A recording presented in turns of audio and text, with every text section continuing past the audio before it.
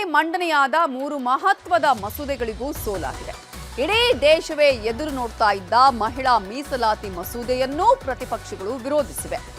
ಲೋಕಸಭೆ ಕ್ಷೇತ್ರಗಳ ಮರು ವಿಂಗಡಣೆ ಮಸೂದೆಯಲ್ಲೂ ಮೋದಿ ನೇತೃತ್ವದ ಎನ್ಡಿಎ ಸರ್ಕಾರಕ್ಕೆ ಸೋಲು ಉಂಟಾಗಿದೆ.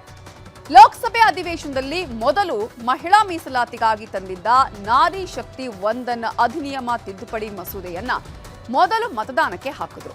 ಆದರೆ 3/2 ಮತಗಳನ್ನು ಪಡೆಯೋದಕ್ಕೆ ಕೇಂದ್ರ ಸರ್ಕಾರದ ನಾರಿ ಶಕ್ತಿ ಬಿಲ್ ವಿಫಲವಾಯಿತು. ಲೋಕಸಭೆಯಲ್ಲಿ ನಾರಿ ಶಕ್ತಿ ಮಸೂದೆಗೆ ಸೋಲಾಗ್ತಿದ್ದಂತೆ ಸ್ಪೀಕರ್ ಓಂ ಬಿರ್ಲಾ ಉಳಿದ 2 ಮಸೂದೆಗಳನ್ನು ಮತದಾನಕ್ಕೆ ಹಾಕದೆ ವಾಪಸ್ ತೆಗೆದುಕೊಂಡರು. ಸಂವಿಧಾನದ 131ನೇ ತಿದ್ದುಪಡಿ ಮಸೂದೆ 2026 ಇದು ಮಹಿಳಾ ಮೀಸಲಾತಿ ಕಾಯ್ದೆಗೆ ತಿದ್ದುಪಡಿ ತರುವ ಮಸೂದೆಯಾಗಿತ್ತು. ಲೋಕಸಭೆ ಮತ್ತು ರಾಜ್ಯ ವಿಧಾನಸಭೆಗಳಲ್ಲಿ ಮಹಿಳೆಯರಿಗೆ 33% ಮೀಸಲಾತಿಯನ್ನ 2029ರ ವೇಳೆಗೆ ಜಾರಿಗೆ ತರೋದು ಇದರ ಉದ್ದೇಶವಾಗಿತ್ತು. ಮಸೂದೆ ಪಾಸ್ ಆಗೋದಕ್ಕೆ 352 ಮತಗಳು ಬೇಕಿತ್ತು. ಆದರೆ ಮಸೂದೆ ಪರ 298 ಮತಗಳು ಬಂದರೆ ನಾರಿ ಶಕ್ತಿ ಬಿಲ್ ವಿರುದ್ಧ 230 ಮತಗಳು ಬಿತ್ತು. ಹೀಗಾಗಿ 54 ಮತಗಳಿಂದ ಮಸೂದೆಗೆ ಸೋಲಾಯಿತು. ಯಾವಾಗ ಸ್ತ್ರೀ ಶಕ್ತಿ ಮಸೂದೆಗೆ ಸೋಲಾಯಿತು ಆಗ ಕೇಂದ್ರ ಸರ್ಕಾರ ಕ್ಷೇತ್ರ ಮರು ವಿಂಗಡಣಾ ಮಸೂದೆ 2026 ಹಾಗೂ ಕೇಂದ್ರಾಡಳಿತ ಪ್ರದೇಶಗಳ ಕಾನೂನು ತಿದ್ದುಪಡಿ ಮಸೂದೆ 2026 ಈ ಬಿಲ್ಗಳನ್ನ ಮತದಾನಕ್ಕೆ ಹಾಕಲಿಲ್ಲ. के अद्यतन मत विभाजन इस प्रकार है: हाँ 298 298, ना 230 230। प्रस्ताव संविधान के अनुच्छेद 368 के उपबंधों के अनुसार सभा की कुल सदस्य संख्या के बहुमत द्वारा तथा सभा के उपस्थित और मत देने वाले सदस्यों के कम से कम 2/3 बहुमत द्वारा पारित नहीं हुआ. ಮಸೂದೆಗಳು ಫೇಲ್ ಆಗ್ತಿದ್ದಂತೆ ಅಧಿವೇಶನ ಮುಂದೂಡಿಕೆ ಆಯಿತು. ಹೊರಗೆ ಬಂದ ರಾಹುಲ್ ಗಾಂಧಿ ಪ್ರಿಯಾಂಕಾ ವಾದ್ರಾ ಮಾತಾಡಿದ್ರು. संविधान पर आक्रमण था और इसको हमने हरा दिया, तो अच्छी बात है। सर, जो सरकार कह रही है कि महिलाओं का विरोध किया, इस बात की आप पर जो है विपक्ष को नहीं, हमने क्लियरली बोला है कि ये महिला बिल नहीं है। ये हिंदुस्तान का राजनीतिक जो स्ट्रक्चर है, इलेक्टोरल स्ट्रक्चर है, उसको बदलने की कोशिश है। ये हमने रोक दिया है।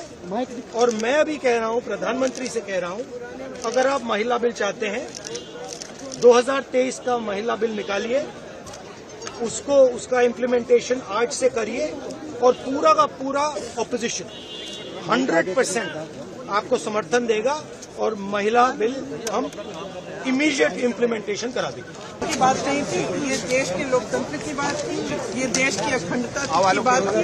हम कभी इससे सहमत नहीं हो सकते कि आप इस महिला आरक्षण को इस तरह से परसीमन से जोड़े कि वो पुरानी जनगणना पर चले जिसमें ओबीसी शामिल भी नहीं है। तो ये मुमकिन ही नहीं था कि ये बिल पारित हो।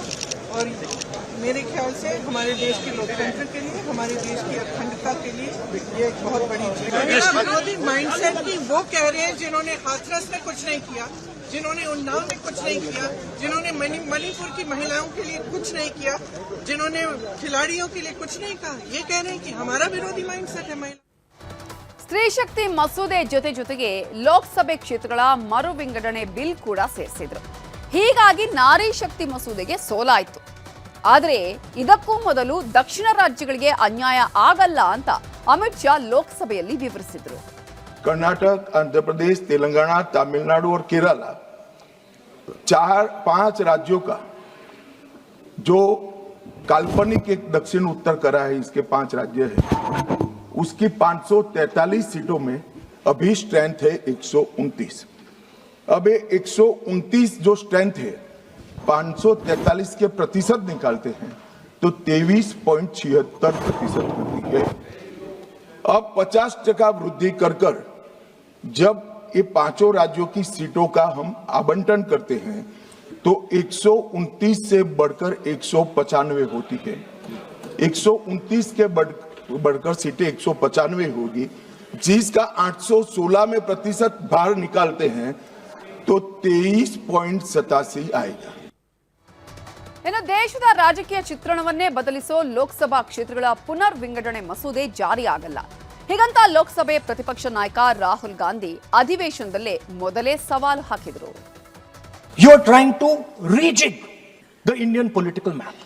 You have done it in Assam, you've done it in Jammu and Kashmir, and now you're imagining that you can do it in India. And you need a constitutional amendment to do that. You are telling the South Indian states, you are telling the northeastern states, you are telling small states in India that in order for the BJP to remain in power, we are going to take away representation from you. This is nothing short of an anti-national act. I want to assure my friends, brothers and sisters across the country, southern states, smaller states, northeastern states, that do not worry, we are not going to allow them. We are not going to allow them to attack the Union of India. You are equal participants in the Union of India. They will not dare to touch your representation in the Union of India. The BJP knew, they knew very clearly that this bill actually cannot be passed. They knew it. They're not stupid. They knew every opposition person would oppose it. This bill cannot be passed. This was a panic reaction. I will leave it to your imagination, but the powers that be know exactly why he's doing it. ಇಷ್ಟಕ್ಕೂ ಸುಮ್ಮನಾಗಿದ್ದ ರಾಹುಲ್ ಗಾಂಧಿ ಲೋಕಸಭೆಯಲ್ಲಿ ಪ್ರಧಾನಿ ಮೋದಿಯವರನ್ನ ಮಾಂತ್ರಿಕ ಅಂತ ಹೇಳಿದ್ರು. ಜಾದುಗಾರ ಸಿಕ್ಕಿ ಬಿದ್ದಿದ್ದಾರೆ ಅಂತ ಹೀಯಾಳಿಸಿದ್ರು.